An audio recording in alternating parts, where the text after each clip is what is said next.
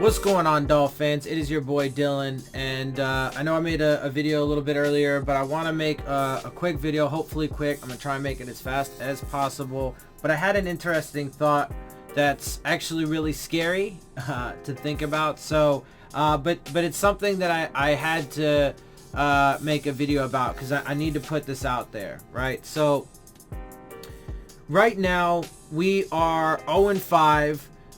It's looking like, we're potentially could get our asses handed to us against the Bills. I think that the Steelers are going to put up, a good showing against us after they come off their bye this week when we play them next week.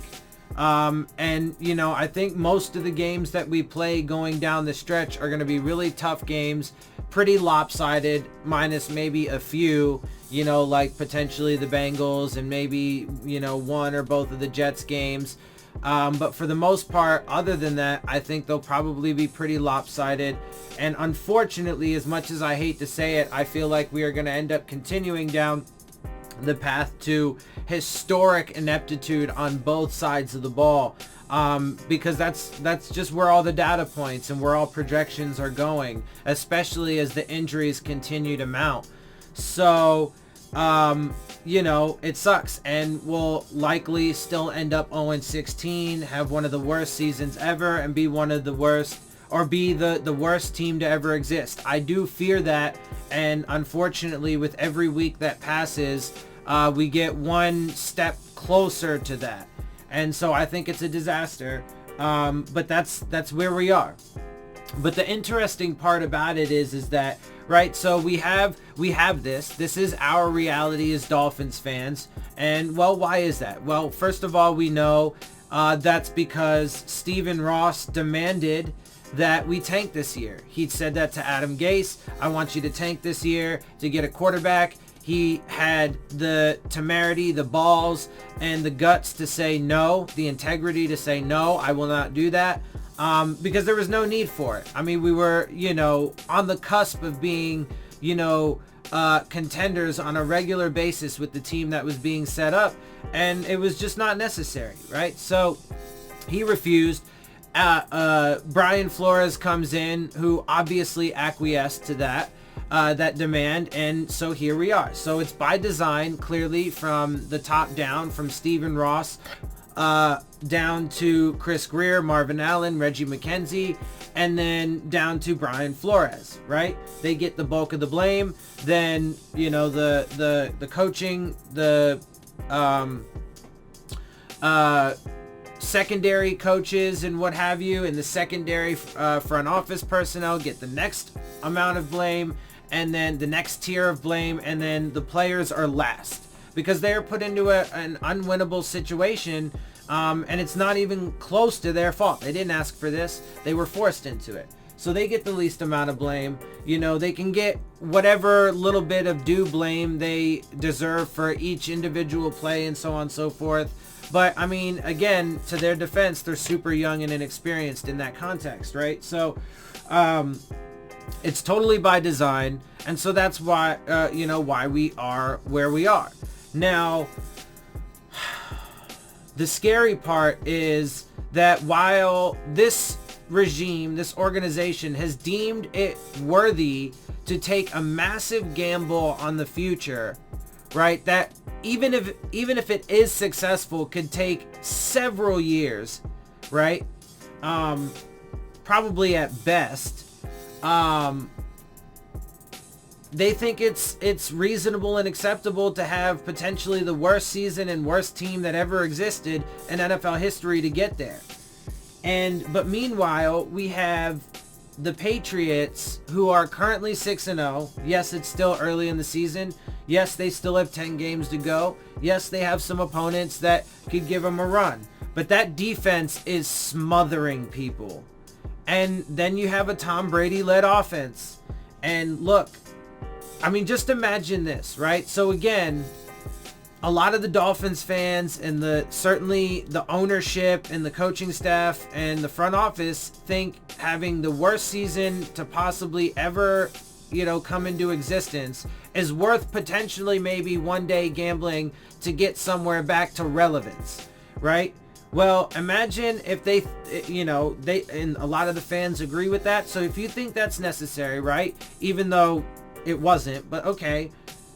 Well, then imagine what happens. And by the way, this is all, I'm making this video because of a conversation that I was having with Mr. 305 for Real channel. And, it got me thinking about this. And so shout out to you, brother. Thank you for the good comments and conversation to spur this. But imagine the Patriots going 16-0.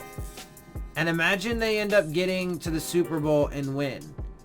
And imagine we are no longer the only team ever in NFL history. So imagine those two things happened simultaneously in one season, is my point.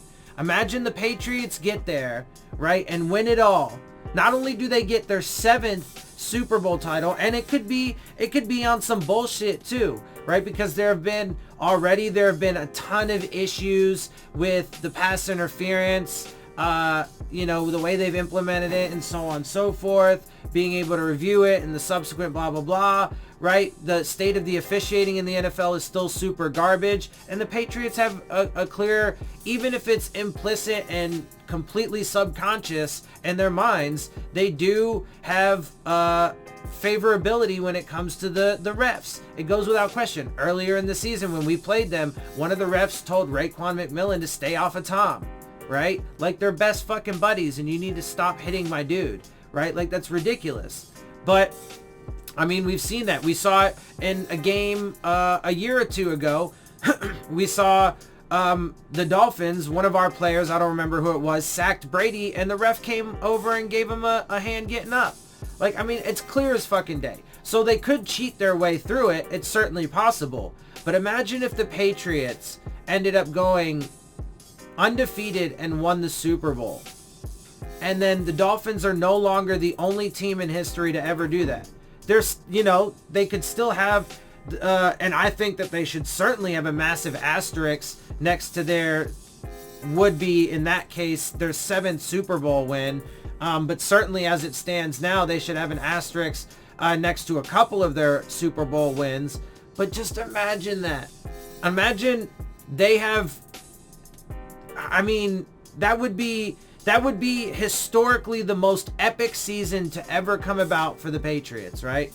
One franchise, not only putting the cap on a perfect season in the modern Super Bowl era, but making it number 7 as well. I mean, Tom Brady would probably fucking retire, and then we probably wouldn't have to worry about it anymore because he would probably want to retire on a high note. But then imagine if we also simultaneously have the worst season that ever existed.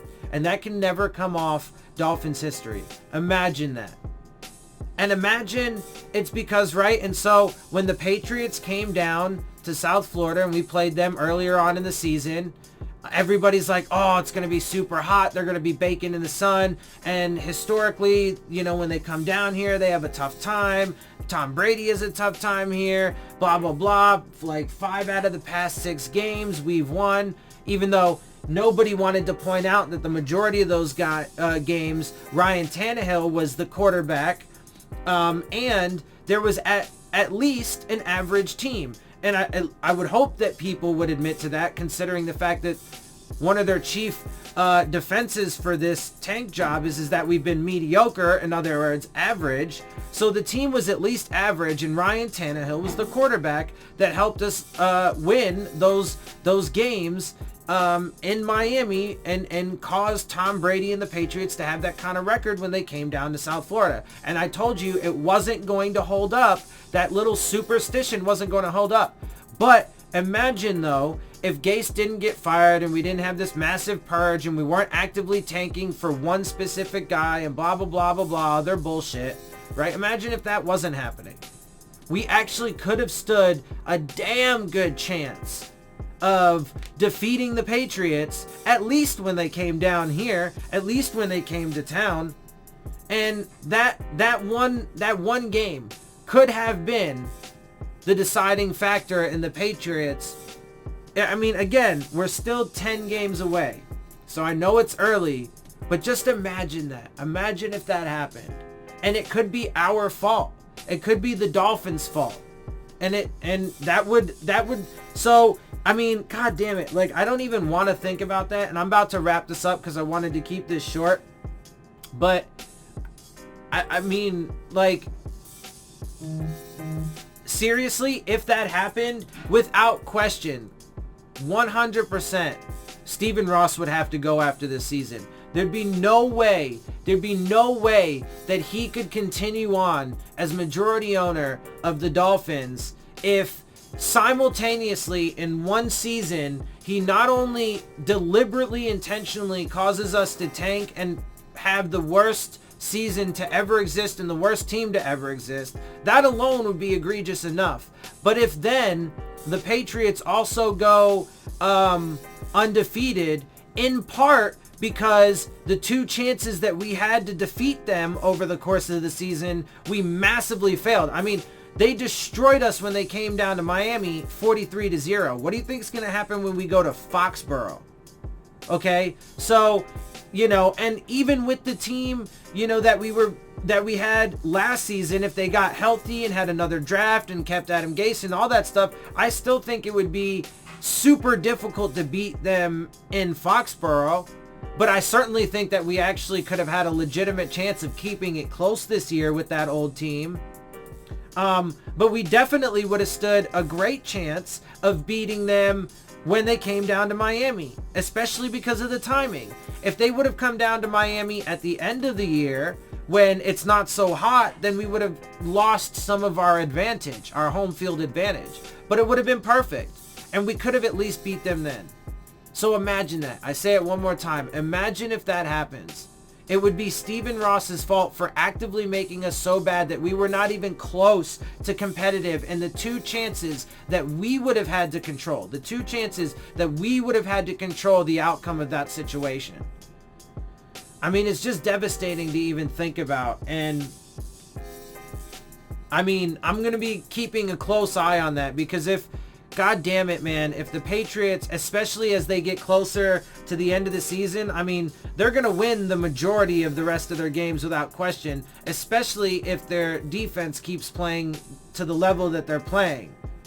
And again, let's also point out that they are playing not only as good as they played in the Super Bowl last year, but arguably better, and this is after Flores left and subsequently went to a franchise where he actively decided to partake in a complete disaster of a tank job. So just throwing all that out there. Anyway, like I said, I want to keep this kind of short, so I'm going to get up out of here. I hope you guys enjoy my videos. If you do, make sure you hit the subscribe button. Make sure you hit the like button. Make sure you hit the bell if you want to get the alerts. Make sure you share this around with your friends and family. Also, leave your questions, comments, and concerns down in the comment section. And of course, as always, make sure you follow me on Twitter at Dillon Tartaro. And with that, I am out. I'll see y'all soon. Phins up.